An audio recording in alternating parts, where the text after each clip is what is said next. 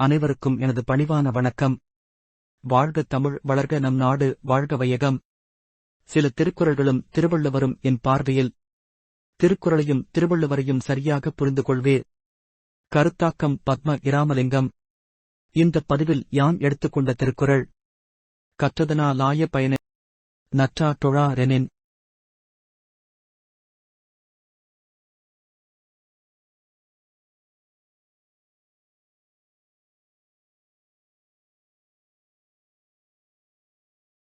வாலறிவன் வால் அறிவன்.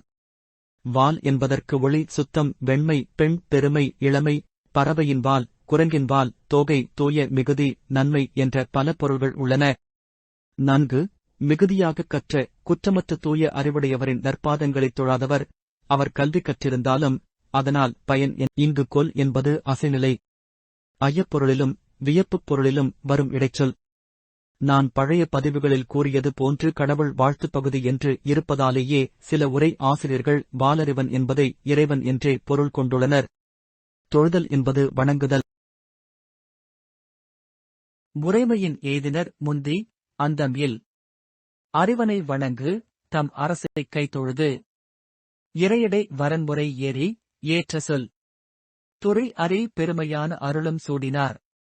முறைமையின் எய்தினர் அமைச்சர்கள் அரசவைக்கு செல்லுதற்குரிய முறைப்படியே அந்தம் இல் அறிவனை வணங்க முதலில் முடிவில்லாத அறிவனையுடைய வசிட்ட முனிவனை பணிந்து தம் அரசை கைதொழுது பின்னர் தம் அரசனாகிய தசரதனை கைகூப்பிக் கும்பிட்டு இறையிடை வரன்முறை ஏறி தம் இருக்கைகளில் வரிசைக்கேற்ப ஏறி ஏற்ற சொல்துறை அறி பெருமையான் சூழ்நிலை பேசும் முறைமை அறிந்த பெருமைக்குரிய மன்னன். அறுவகைப்பட்ட பார்ப்பன பக்கமும் ஐவகை மரபின் அரசர் பக்கமும் இருமூன்று மரபின் ஏனோர் பக்கமும் மறுவில் செய்தி மூவகைக் காலமும் நெறியின் ஆற்றிய அறிவன் தேயமும் நாலிரு வழக்கில் தாபதப் பக்கமும் பாலரி மரபிலன் பொருளர் கண்ணும் அணைநிலை நிலை வகையோடு ஆங்கள் தொகைநிலை பெற்றது என்மனார் புலவர்.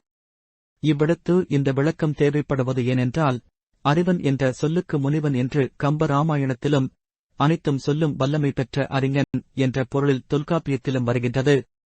இறைவனைக் குறிக்கவில்லை. எனவே அறிவன் என்ற சொல் சமண சமய பயன்பாட்டில் அல்லது பாட்டில் வரும் சொல் என்றோ கொள்ளற்க. தமிழ் மொழியின் சொல்லாகக் கொள்க. கொல்லான் புலாலை மறுத்தானைக் கைகூப்பி எல்லா உயிரின் தொழும். குறள் 260. எந்த உயிரையும் கொல்லாமல் புலால் உண்ணாமல் வாழும் ஒருவனை இவ்வுலகில் உள்ள எல்லா உயிர்களும் கைகூப்பி வணங்கும்.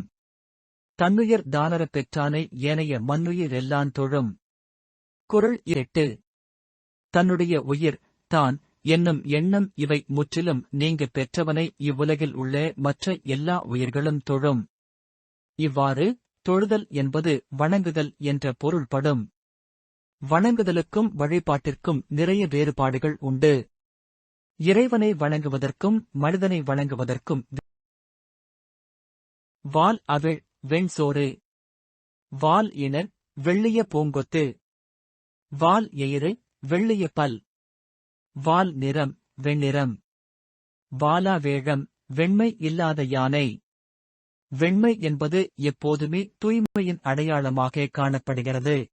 வால் அறிவன் குற்றமற்ற தூய அறிவுடையவன்.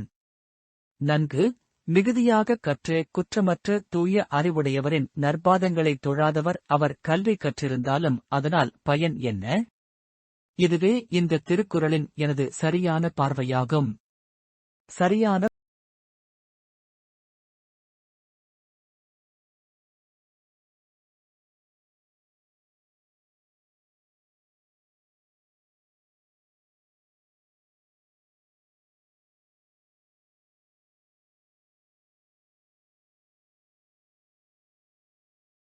அனைவருக்கும் நன்றி, வணக்கம். மீண்டும் அடுத்த பதிவில் சந்திப்போம்.